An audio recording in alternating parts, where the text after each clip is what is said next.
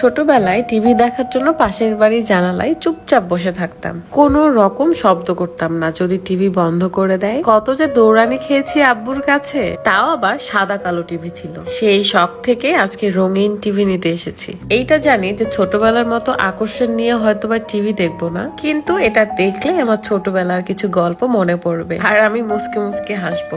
আসসালামু আলাইকুম, কি অবস্থা সবার, কেমন আছেন? আজকে আমি কেন এত চিন্তা করছি জানেন? ভাবছি যে এই বিধি কত বড় হয়ে গেল, কত ম্যাচুরিটি এসেছে তার মধ্যে।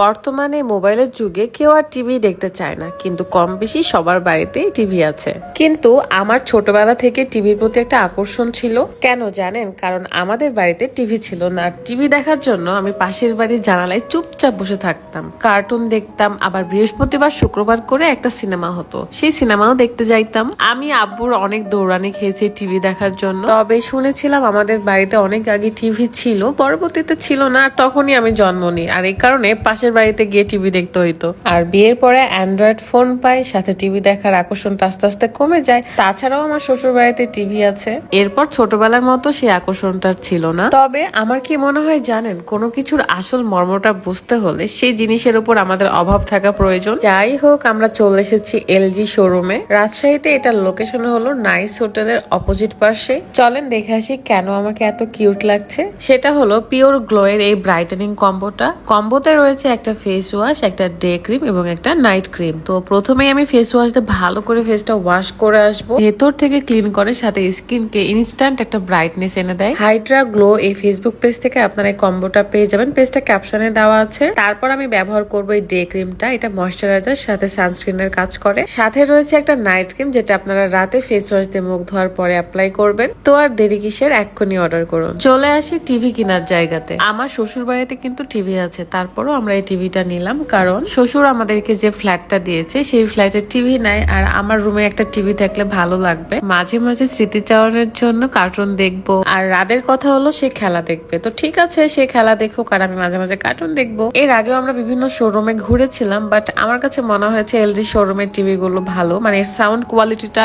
বেস্ট। টিভি নিতে গিয়েছি ঠিকই, কিন্তু আমি যেহেতু মেয়ে মানুষের সংসার করি, তাই আমার সংসারের অন্যান্য জিনিসও দেখতে ভালো লাগে। তবে একটা নতুন জিনিস দেখলাম, আপনারা হয়তো বা দেখে থাকতে পারেন, বাট আমার কাছে নতুন মনে হয়েছে। সেটা হলো রিমোট গুলো আপনি মাউস হিসেবে ব্যবহার করতে পারবেন টিভিতে। যাই হোক, মোটামুটি আমাদের প্রসেসিং শেষ। এখন আমরা এটাকে বাড়ি নিয়ে যাব।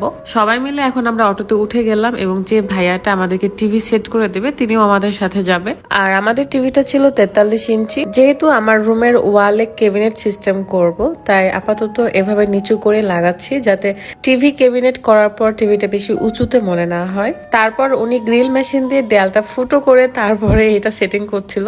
যখন দেয়ালটা ফুটো করছিল না, তখন আমার বুকেই লাগছিল, কারণ এত সুন্দর একটা জায়গাতে ফুটো করে দিল। তো পরে দেখলাম না, টিভিটা দেওয়ার পর সুন্দর লাগছিল। আমার মনে হয় কোনো কিছু পাওয়ার আগে অবশ্যই সেটার আগে অভাবের স্বাদ ভোগ করবেন, তারপরেই নিবেন, তাহলেই না তার যত্ন করতে পারবেন। এই কারণে যখন আমি দেখি যে আমার অনেক স্বপ্ন বা অনেক ইচ্ছেগুলো অপূর্ণই থেকে গেছে, তখন মনে করি সেটার পেছনে অবশ্যই একটা কারণ আছে, আর আল্লাহ যা করে ভালোর জন্য করে। তাই না পাওয়া জিনিসটা কখনোই হতাশ থাকবেন না, যা আছে সেটা নিয়ে ভালো থাকার চেষ্টা করবেন, দেখবেন আপনি অনেক সুখী একটা মানুষ। ভালো থাকবেন, আল্লাহ হাফিজ, আসসালামু আলাইকুম।